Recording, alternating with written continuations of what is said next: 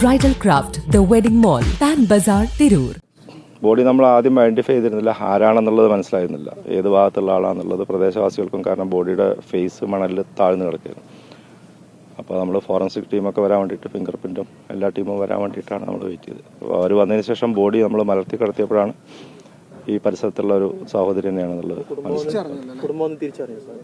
അവരുടെ സിസ്റ്ററും പിന്നെ ഭർത്താവിൻ്റെ അനിയനും വന്നിട്ട് ബോഡി ഐഡൻറ്റിഫൈ, ഫാദറിൻ്റെ അനിയനും വന്നു. ഫാത്തിമ തന്നെയാണല്ലോ. ഫാത്തിമ എന്നാണ്. എത്ര വയസ്സാണ് സാർ? 22 വയസ്സ്. ഇവരുടെ ഹസ്ബൻഡ് മിസ്സിംഗ് ആണെന്ന് പറയുന്നുണ്ടല്ലോ സാർ? അങ്ങനെ മിസ്സിംഗ് ആണെന്ന് പറയുന്നുണ്ട്. നമ്മൾ അതിനെക്കുറിച്ച് അന്വേഷിച്ചുകൊണ്ടിരിക്കുകയാണ്.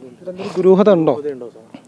മരണത്തിൽ നമ്മൾ പ്രത്യക്ഷത്തിൽ കാണുമ്പോൾ അതൊരു ഏത് രീതിയിലുള്ള മരണം എന്നുള്ളത് ഇനിയിപ്പോൾ നമുക്ക് ഇൻക്വസ്റ്റ് കഴിഞ്ഞ് പോസ്റ്റ്മോർട്ടം കഴിഞ്ഞിട്ടേ പറയാൻ പറ്റുന്നുള്ളൂ. പക്ഷേ അസ്വാഭാവിക മരണമാണ്, സാധാരണ മരണമല്ല. പ്രത്യക്ഷത്തിന് സാധാരണ മരണമല്ല. തുടർ നടപടികൾ ഇനി എങ്ങനെയായിരിക്കും? ഇനി നമ്മൾ സയൻറ്റിഫിക് ആയിട്ടുള്ള കാര്യങ്ങൾ നമ്മുടെ ടീം പുറത്ത് ബാക്കി കാര്യങ്ങൾ മൂവ് ചെയ്തുകൊണ്ടിരിക്കുന്നുണ്ട്.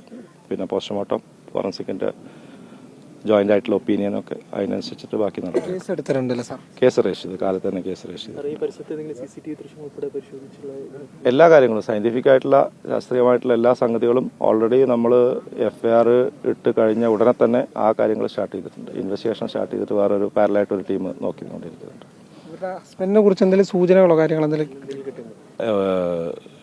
ഇതുവരെ ഒന്നും കിട്ടിയില്ല. നമ്മൾ എല്ലാ ആംഗിളും ഇപ്പോൾ നമ്മൾ ഹസ്ബൻഡാണ് എന്നുള്ള രീതിയിൽ തറപ്പിച്ച് പറയാറായിട്ടില്ല. പക്ഷേ അല്ല എന്നുള്ളതും നമ്മൾ പറയുന്നില്ല. എല്ലാ ആംഗിളും നമ്മൾ പരിശോധിച്ചുകൊണ്ടിരിക്കുന്നത്. രാത്രിയോട് കൂടിയിട്ടാണോ ഈ സംഭവം? എങ്ങനെയാ?